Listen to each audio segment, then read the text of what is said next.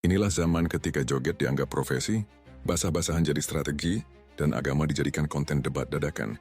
Layar gadget telah bertransformasi menjadi altar baru, tempat ritual penghilangan martabat berlangsung setiap detik, dengan penonton sebagai penyembahnya yang dikemas di fitur live streaming, bukan sekadar tayangan, tapi cermin yang absurditas konyol dijadikan kebiasaan. Chico Blade menyebut ini, era transaksi martabat, di mana kehormatan tak dijaga, tapi dijual dalam frame. Sebelum kalian baper, mari simak realita. Karena data ini bukan opini Chico Blade, tapi potret dari kaca yang sudah lama kalian pecahkan sendiri. Jika data ini melukai, maka itu bukan karena tajamnya, tapi karena terlalu dekat dengan wajah kalian sendiri. Berdasarkan data Reportal tahun 2004, Indonesia menempati posisi 5 besar global dalam konsumsi live streaming, dengan rata-rata waktu tonton mencapai 21,6 jam per minggu. Sementara dari Sensor Tower, Januari tahun 2025, telah merangkum ciri-ciri mereka yang kini menghuni kanal live streaming, bukanlah para pemikir atau seniman, tapi kaum joget 24 jam, di mana tubuh dijadikan kupon diskon martabat. Kaum basah-basahan mandi sambil live bukan untuk bersuci, tapi untuk mengemis koin. Kaum agama instan, berdiskusi syariah tapi dibumbui baper dan caper. Kaum live anak sebagai alat konten, di mana anak bukan amanah, tapi alat transaksi digital. Kaum gaming gimmick, game hanya kamuflase, kontennya jualan rayuan dan suara gemulai. Kaum debat kosong, saling ejek demi engagement, bukan argumen. Kaum copy-paste, isi live plagiat, ekspresinya so original. Kaum cari jodoh live, tapi isinya hanya basa-basi dan bumbu caper. Kaum sok sibuk, fitur live hidup, kreatornya sok sibuk, isi komentarnya saling adu argumen. Kaum sok artis nihil karya, tapi minta diakui bak selebriti. Dari fenomena ini, berdasarkan laporan dari Komnas Perlindungan Anak tahun 2024, meningkatnya eksploitasi anak dalam live streaming sebesar 21% dari tahun sebelumnya. Banyak diantaranya dilakukan secara sukarela oleh orang tua sendiri.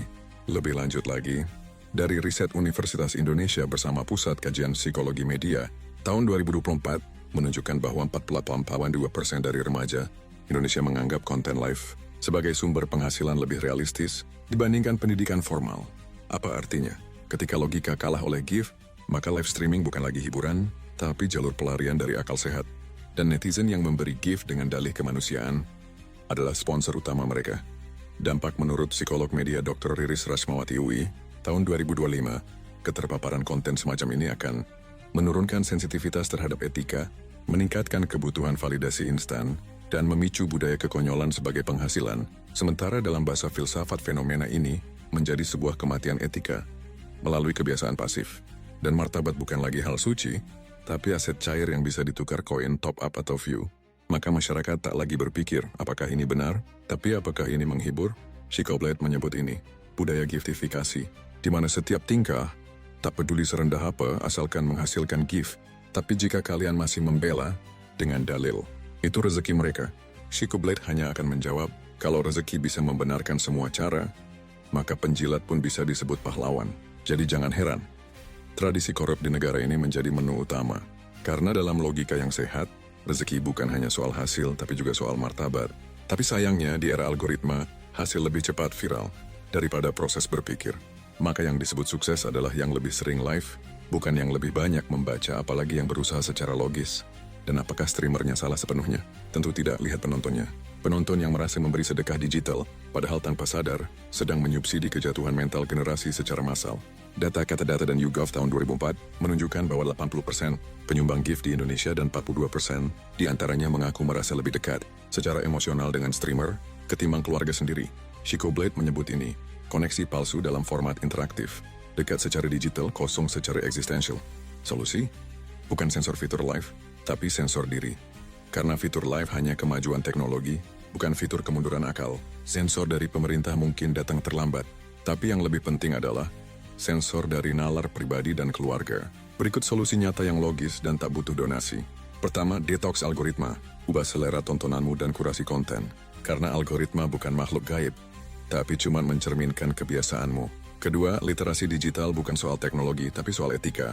Berhenti menunggu kurikulum, bangun kesadaran moral digital dari rumah. Bukan cuma kursus coding, apalagi scroll, tapi juga coding martabat. Dan scroll ilmu logika yang tahu batas dan tahu malu. Ketiga, sistem monetisasi yang etis. Setiap platform yang kalian pegangin, biasakan mereformasi sistem gift agar tidak membiarkan eksploitasi tubuh dan spiritualitas sebagai jalur pendapatan yang memenuhi nafsu serakahmu. Keempat, peran keluarga pada anak. Jangan mengaku dewasa jika pola pikirmu masih kekanak-kanakan. Marah bukan solusi dan berdalih konten dewasa bukan tameng. Anak tidak butuh gadget yang pintar. Mereka butuh orang tua yang logis. Mereka tak butuh layar, tapi mereka butuh teladan. Kelima, ubah konten seksimu, baper dan capermu menjadi edukasi. Bukan lewat sensasi, tapi narasi yang tajam dan logis. Edukasi bukan tugas konten creator semata, apalagi yang menunggu pencerahan dari kata-kata retorika. Biasakan hal kecil walau tak viral. Karena logika tak butuh panggung, cukup dibiasakan. Ingat, yang waras tak harus mengejar viral, tapi yang viral seringkali tak waras. Syekh Blade tidak hadir untuk menghibur yang malas berpikir, tapi hadir untuk mengusik zona nyaman algoritma dan mengingatkan, bangsa ini tak runtuh sepenuhnya karena maksiat yang disembunyikan, tapi karena kebodohan yang dipertontonkan dan dinormalisasi. Dan itulah bom waktu, bukan untuk kita hari ini, tapi untuk generasi yang belum paham bahwa tayangan bisa jadi racun warisan. Dan jika ada yang berkata, konten ini hanya demi viewers, maka izinkan Syekh Blade menjawab, saya memang mencari viewers dengan imbalan nalar, bukan dengan segumpal daging receh, karena logika tak butuh aurat untuk ditonton. Cukup akal untuk dipahami. Dan jika narasi ini membuatmu tersinggung dan marah, silahkan. Tapi ingat, marah tanpa logika hanyalah daging yang menunggu dipotong oleh pedang akal. Tapi jika memilih berpikir, mari berdiskusi dengan nalar dan data, karena tugas generasi bukan sekadar menonton baper dan caper, tapi membenahi yang telah salah narasinya. Karena logika tak memusuhi pendapat, tapi hanya menolak dipimpin oleh kebodohan. Sampai jumpa di pembongkaran berikutnya. Salam pedang logika tanpa fitur baper dan caper. Syekh Blade.